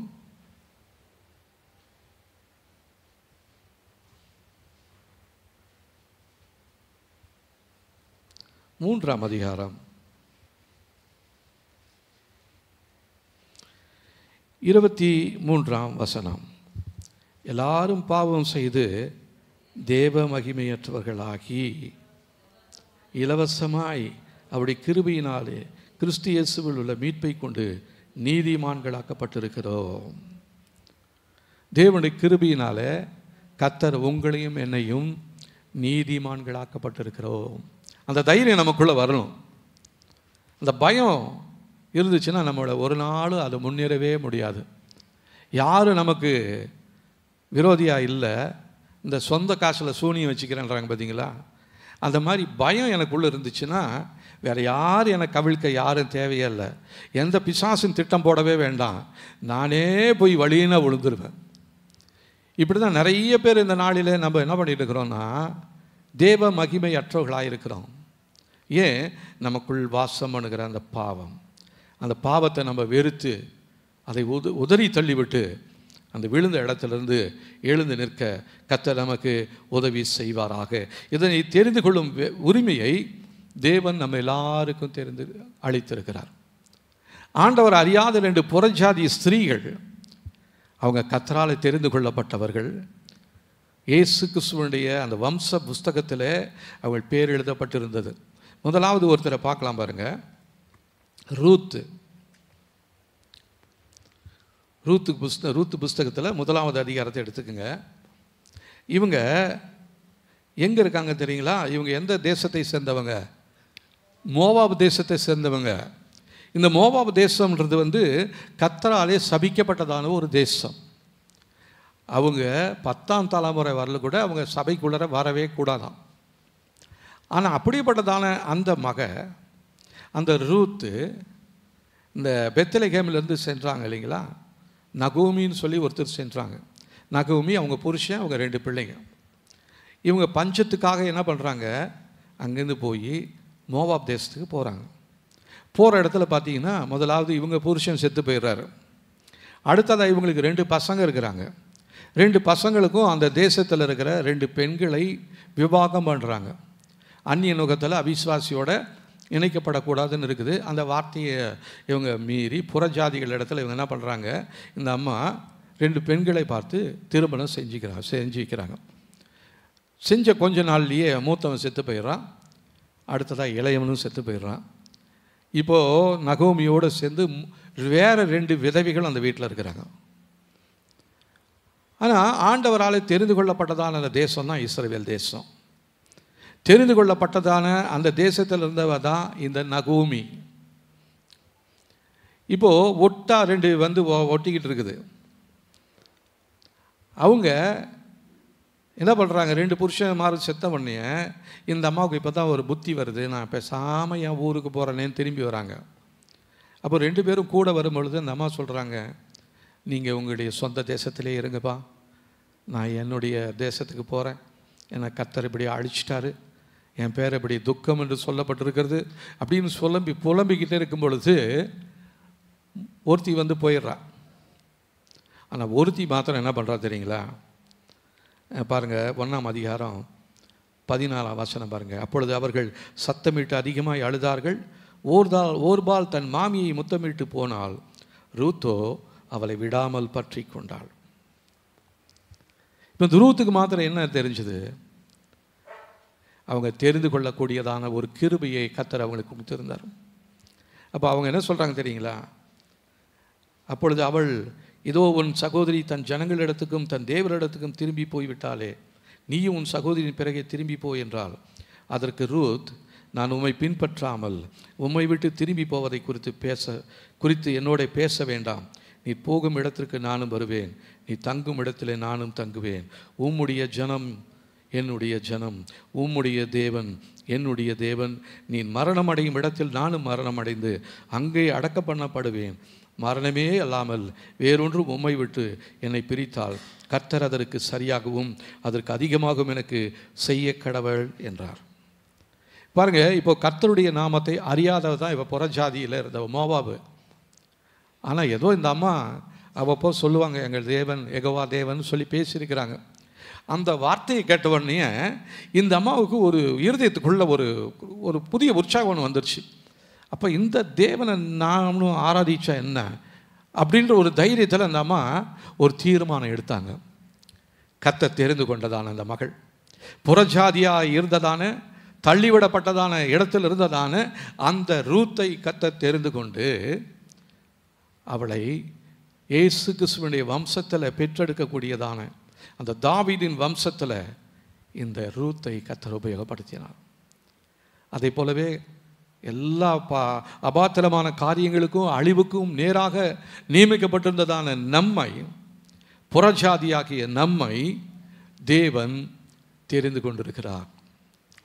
இப்போ இந்த இயேசுவை பின்பற்றி வரும்பொழுது நம்முடைய சொந்தங்கள், நம்முடைய உறவுகள் எல்லாமே நம்மளை கேவலப்படுத்தலாம்.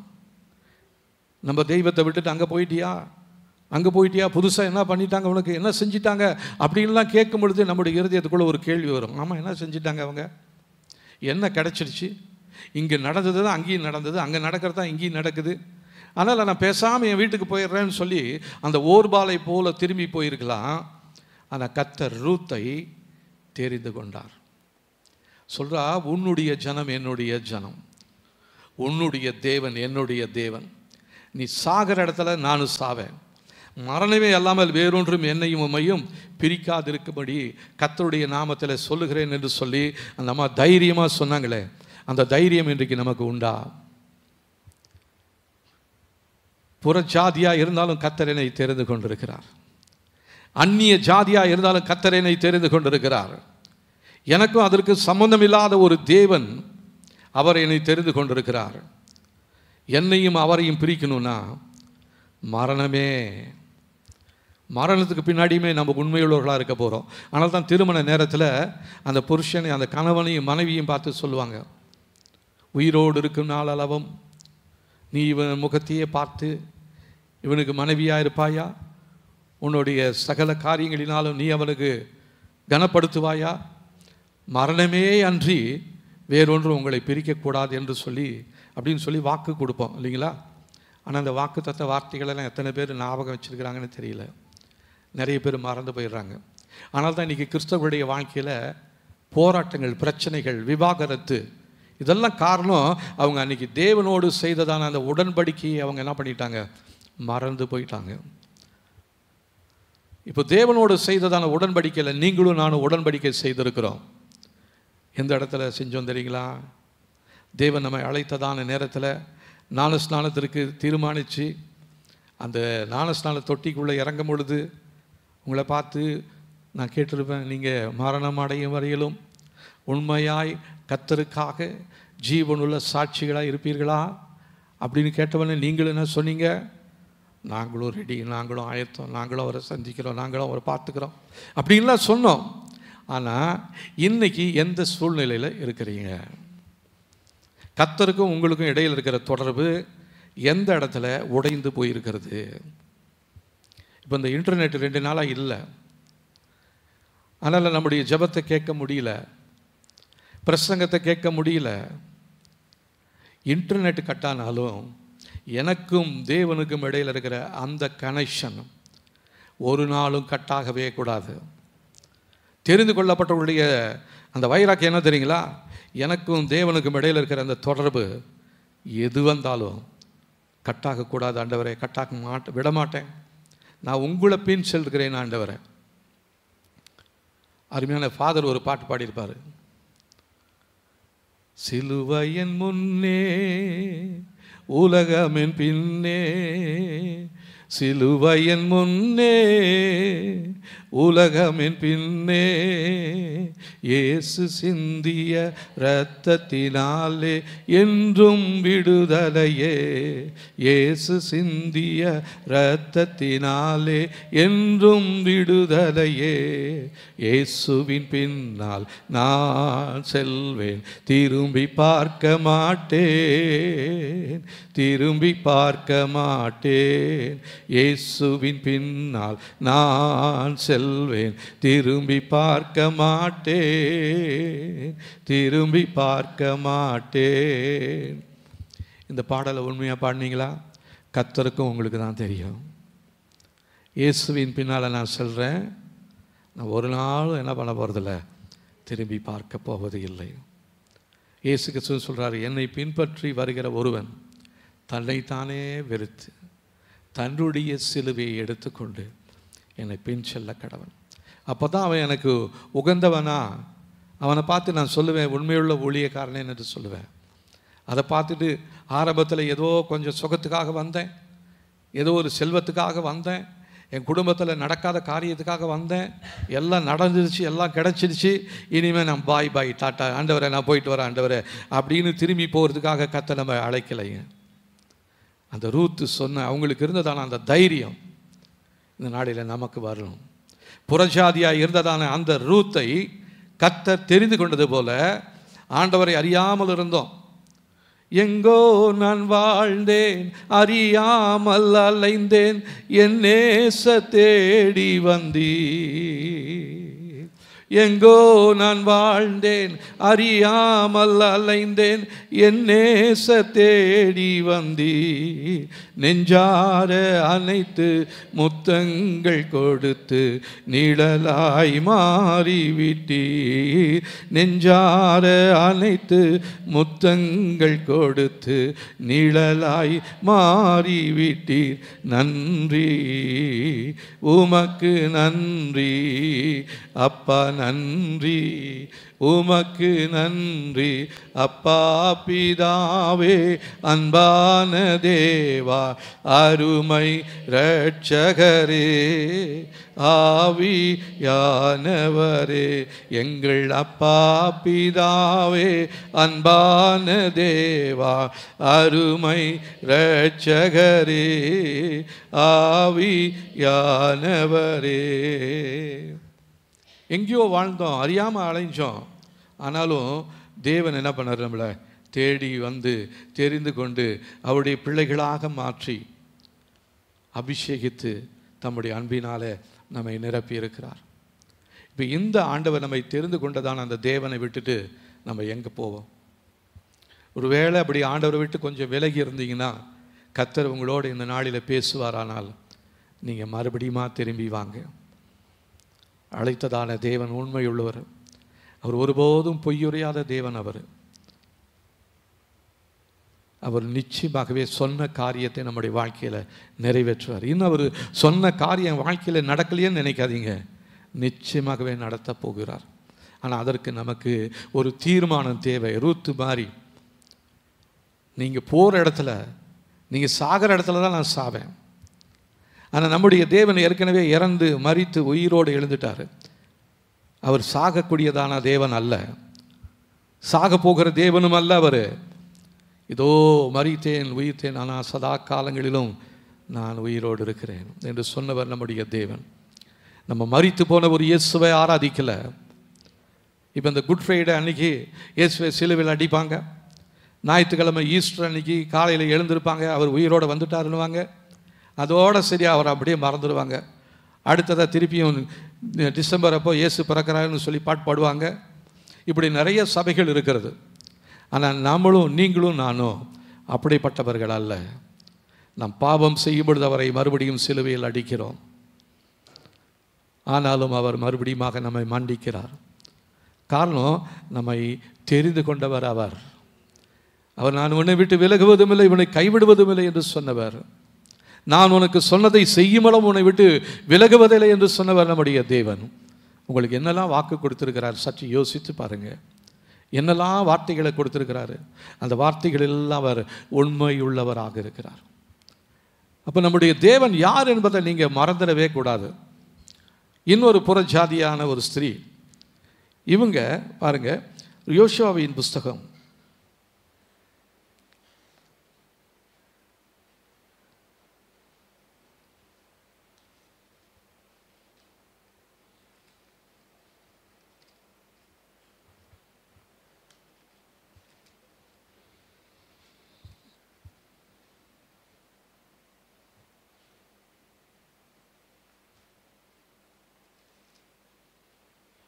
2ஆம் அதிகாரத்தில்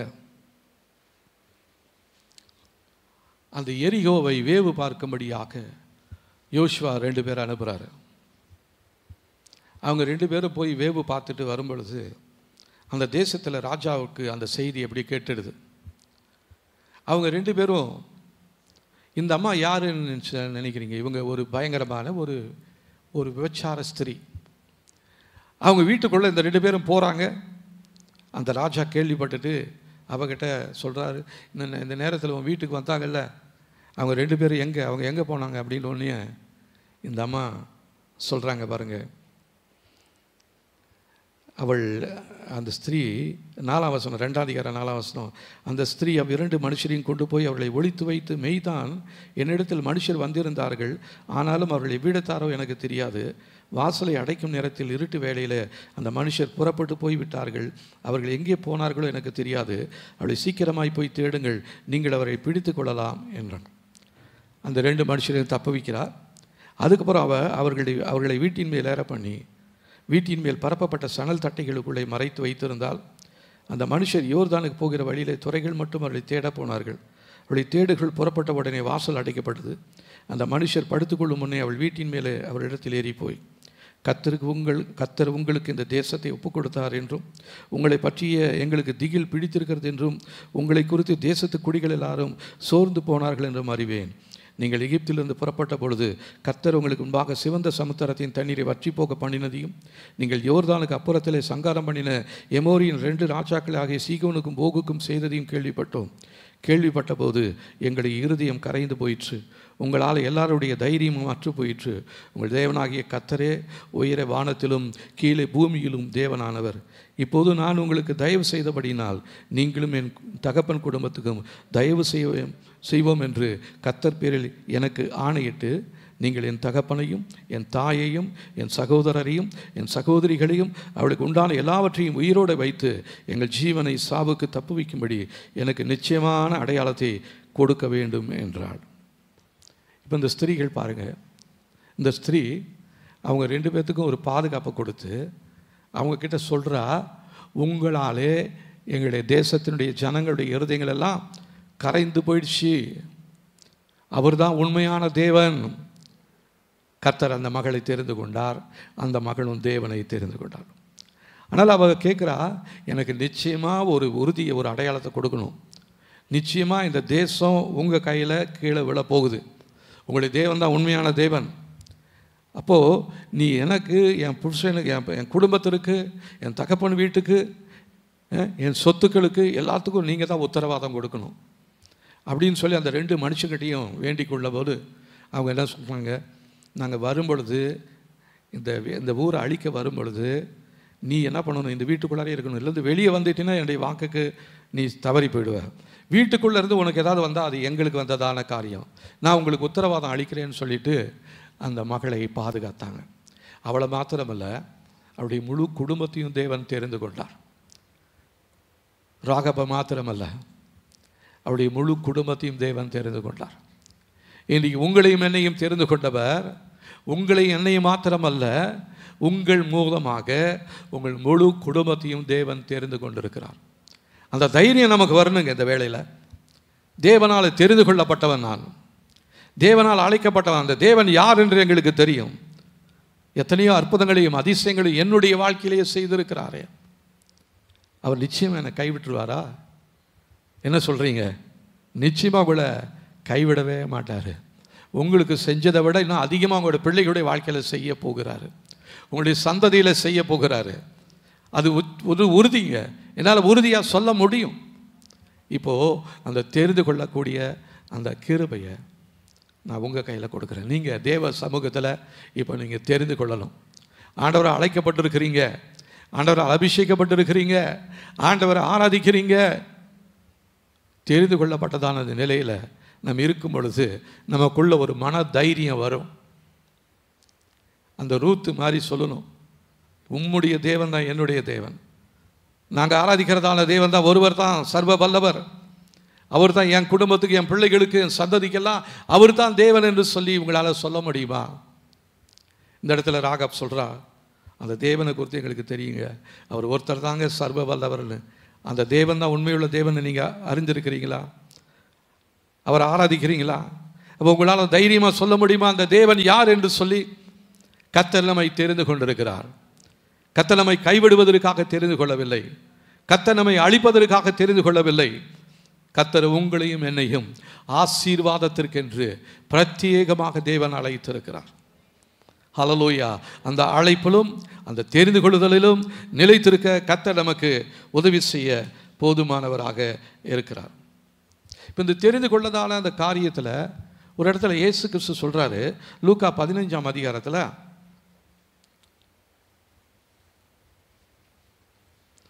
3 காரியங்களே கர்த்தர் சொல்கிறாரு. முதலாவது காணாமல் போனதான காசு.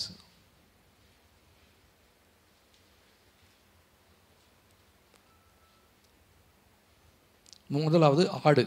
15ஆம் அதிகாரம் 4ஆம் வசனம், உங்களில் ஒரு மனுஷன் 100 ஆடுகளை உடையவனாய் இருந்து அவைகளில் ஒன்று காணாமல் போனால் 99 ஆடுகளையும் வனாந்தரத்தில் விட்டு காணாமல் போன ஆட்டை கண்டுபிடிக்கும் அளவும் தேடி திரியானோ. கண்டுபிடித்த பின்பு அவன் சந்தோஷத்தோடு அதை தன் தோள்களின் மேல் போட்டுக்கொண்டு வீட்டுக்கு வந்து சிநேகிதரையும் அயலகத்தாரையும் கூட வரவழைத்து, காணாமல் போன என் ஆட்டை கண்டுபிடித்தேன், என்னோடு சந்தோஷப்படுவான் என்பான் அல்லவா? அதுபோலவே மனம் திரும்ப அவசியமில்லாத 99 நீதிமான்களை குறித்து சந்தோஷம் உண்டாகிறதை பார்க்கலாம். மனம் திரும்புகிற ஒரே பாவி நிமித்தம் பரலோகத்தில் மிகுந்த சந்தோஷம் உண்டாகிறது என்று உங்களுக்கு சொல்லுகிறேன் சொல்கிறேன். இப்போ இந்த ஆடு இந்த காணாமல் போயிடுச்சு. ஆனால் இந்த காணாமல் போன ஆட்டுக்கு தன்னுடைய முதலாளி யாருன்னு தெரியுமா? தெரியுமா? ஆடு வளர்க்குறீங்கல்ல, ஆடு வளர்த்துட்டு இருந்துக்கிறீங்களா? இல்லையா? கண்டிப்பாக தெரியும். அது எங்கே கொண்டு போய் விட்டாலும் வந்துடும்.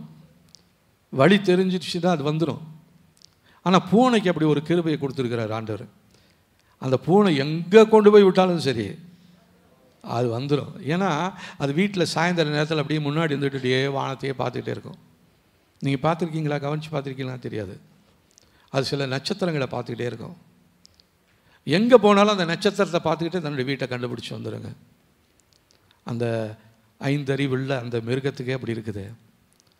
உங்களை அழைச்சது யாருன்னு தெரியலையா? ஆண்டவர் தான்.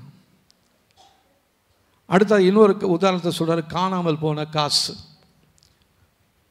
இந்த காசுக்கு தன்னுடைய யார் எஜமானு தெரியுமா? அதுக்கு தெரியாது. அது இன்றைக்கி இருக்கும், நாளைக்கு வேறு இடத்துல இருக்கும், இன்னொரு இடத்துல இருக்கும், வேறு ஊரில் இருக்கும், வேறு மாநிலத்தில் கூட இருக்கும். ஐயோ என் சொந்தக்காரன் அப்படின்னு அது வராது நம்மளை தேடி.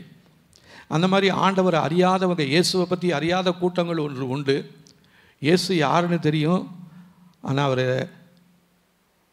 அவர் அழைச்சார், அவர் தெரிந்து கொண்டாருன்னு தெரியாமல் இருக்கிற கூட்டங்கள் உண்டு. மூன்றாவது ஒரு கூட்டம், இவன் தான் இளைய குமாரன். இவனுக்கு தன்னுடைய தகப்பன் யார், அவன் வீட்டுக்கு எப்படி போகணும், வழியெல்லாம் தெரியும். ஆனாலும் சொத்தெல்லாம் ஏமாற்றிட்டு போய் இப்போ நஷ்டம் ஆகி கடைசியில் சாப்பிட்றதுக்கு சாப்பாடு இல்லாமல் பண்ணி வைக்கிற தீனியை தின்னு அகப்பட்டு அடிபட்டு உதப்பட்டவன். இப்போ இவனுக்குள்ள ஒரு காரியம் வந்துருச்சு. ஐயோ என் தகப்பன் வீட்டில் நிறைய பேர் வேலைக்காரியங்கள் எல்லாம் திருப்தியாக பொசிக்கும் பொழுது நான் இங்கே இப்படி பட்னியாக இருக்கிறேன். அதனால் அந்த தகப்பன் வீட்டுக்கு போய், தகப்பனே பரத்துக்கு விரோதமாகவும் உமக்கு விரோதமாக நான் பாவம் செஞ்சிட்டேன், என் மேலே கிருபியாருங்கன்னு சொல்லுவேன். உங்கள் மகன் சொல்கிறதுக்கு தகுதி இல்லை, உங்கள் வேலைக்காரில் ஒருவனாக நான் வச்சிங்கன்னு சொல்லுவேன்னு சொல்லி அவன் வரும்பொழுது அவனுடைய வரவை ஆவலோடு எதிர்பார்த்து கொண்டது தான் இயேசு. நீங்கள் ஒரு வேளை ஆண்டவர் அறியாதவங்களாக இருந்தால், ஆண்டவர் இயேசு தான் உண்மையுள்ள தேவன் என்பதை இந்த நாளில் உங்களோடு சொல்கிறேன். ஒருவேளை ஆண்டவர் தெரியுங்க, ஆனால் எப்படி போகிறதுன்னு வழி தெரியலன்னு சொல்லிட்டு இருந்தீங்கன்னா, இந்த நாளில் நான் உங்களுக்கு சொல்கிறேன், இயேசு தான் வழி. இல்லை அவரை தெரியும், விட்டு விலகி போயிட்டேன், எப்படி வர்றது எனக்கு ரொம்ப கஷ்டமாக இருக்குது, பரவாயில்ல நீங்கள் வாங்க, உங்கள் எப்படி எப்போ வருவீங்கன்னு உங்களை எதிர்பார்த்துக்கிட்டு இருக்கிறார் உங்களுடைய தகப்பன் அப்படின்னு சொல்லி இந்த 3 கூட்டத்தாரும் இந்த நாளிலே நம்முடைய மத்தியில் இருக்கிறாங்க.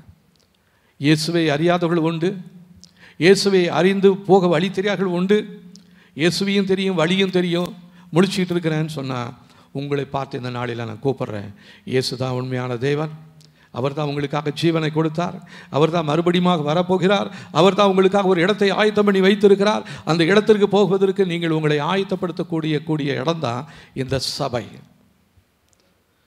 இதில் சொல்லப்படுகிற சத்திய வசனங்களை கேட்டு நீங்கள் தேவனுடைய நாமத்துக்கு கீழ்ப்படிவீர்களானால் நீங்கள் அழைக்கப்பட்டவர்கள், தெரிந்து கொள்ளப்பட்டவர்களாய் மாறுகிறீர்கள்.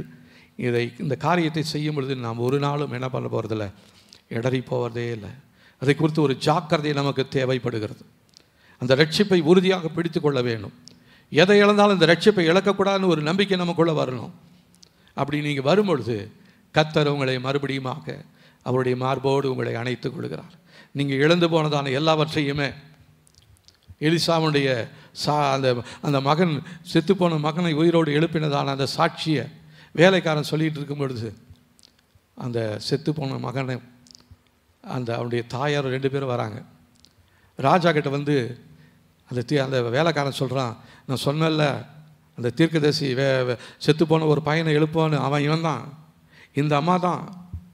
உடனே ராஜா கேட்குறாரு, அப்படியாம்மா? ஆமாங்க, என் பையன்தான் செத்து போனான், உயிரோடு எழுப்பினார். இப்பயும் நான் பஞ்சத்துக்காக பிழைச்சி வேறு ஊருக்கு போனேன். உடனே ராஜா இமீடியட்டாக ஒரு ஆளை அப்பாயிண்ட் பண்ணி அவங்களுக்கு உரியது எல்லாத்தையும், அவங்க இந்த ஊர்லேருந்து விட்டுட்டு போனப்போ என்னெல்லாம் இருந்துச்சோ அது எல்லாத்தையும் மறுபடியும் அவங்களுக்கு கொடுன்னு சொல்லி ராஜா ஒரு அப்பாயின்மெண்ட் பண்ணி அந்த ஸ்திரீயினுடைய சொத்துக்களை எல்லாம் மறுபடியும் திரும்ப செய்தவர். அந்த ராஜாவை போல அல்ல. நம்முடைய ராஜா உயர்ந்தவர், சிறந்தவர். நீங்கள் எதெல்லாம் இழந்து போனீங்களோ, அவரை விட்டு மறந்து போயிருக்கலாம், அவரை விட்டு விலகி போயிருக்கலாம். நீங்கள் இழந்து போன எல்லா ஆசீர்வாதங்களையும் மறுபடியும் உங்களுக்கு கொடுப்பதற்கு அவர் போதுமானவராக இருக்கிறார். ஹல்லேலூயா. இதற்காக தான் நம்ம சாட்சி சொல்லிகிட்டே இருக்கிறோம்.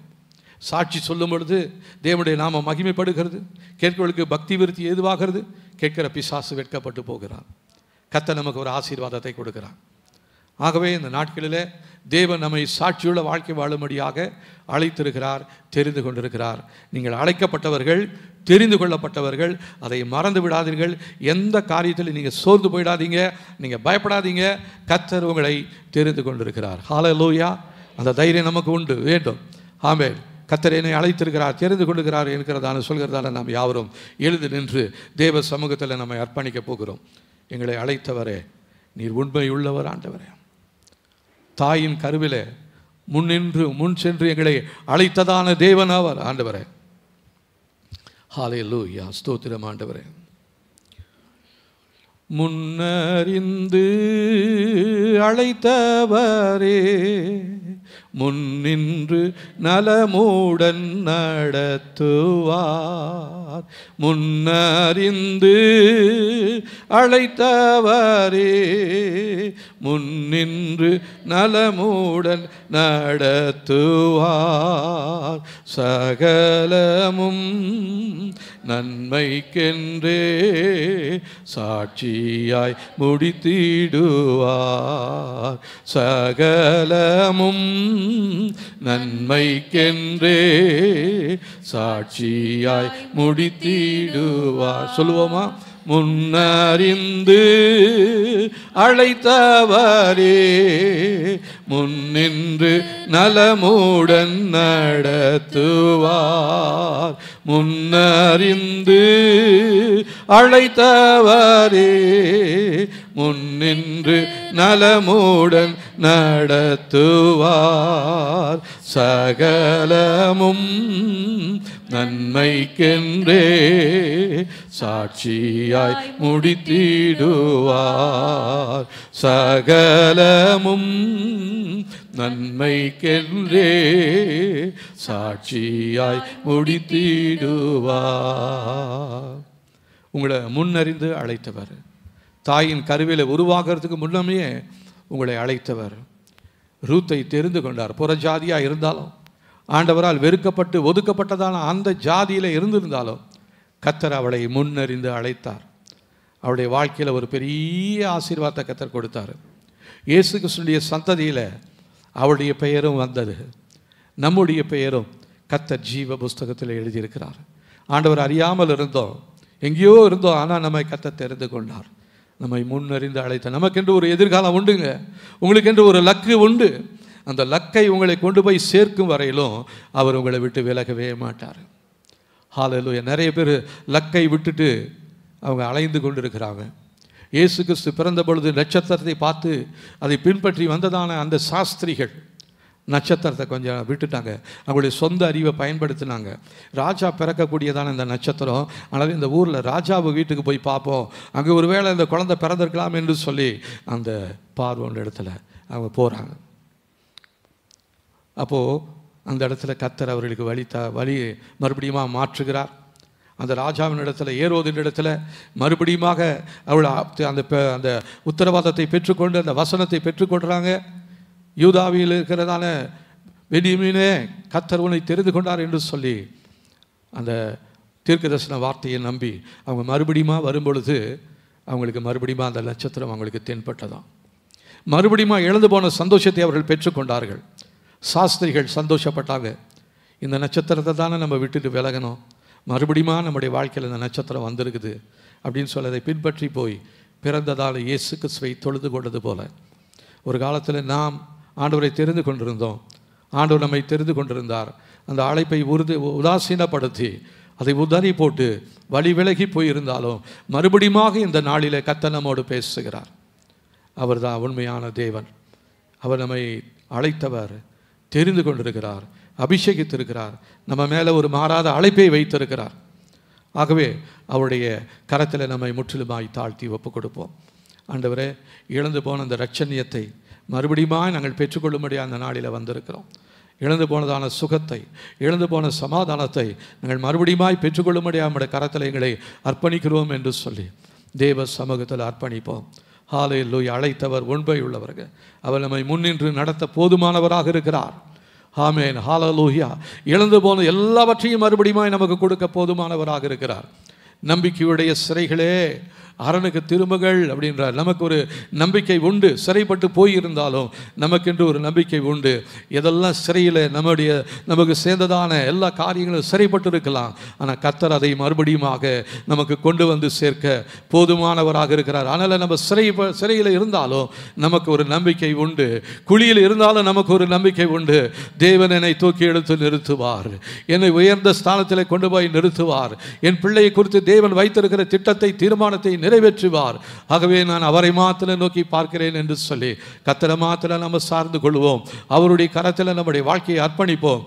கர்த்தர் சீக்கிரமாக நம்மை சேர்க்கும்படி இயேசு கிறிஸ்து வரப்போகிறார். ஹல்லேலூயா. கர்த்தாவே, இந்த நல்ல நாளுக்காக நன்றி. கேட்ட வார்த்தையின்படி நாங்கள் தெரிந்து கொள்ளப்பட்டவர்களாக இருக்கிறோம். அந்த தைரியம் எங்களுக்கு போதும் ஆண்டவரே.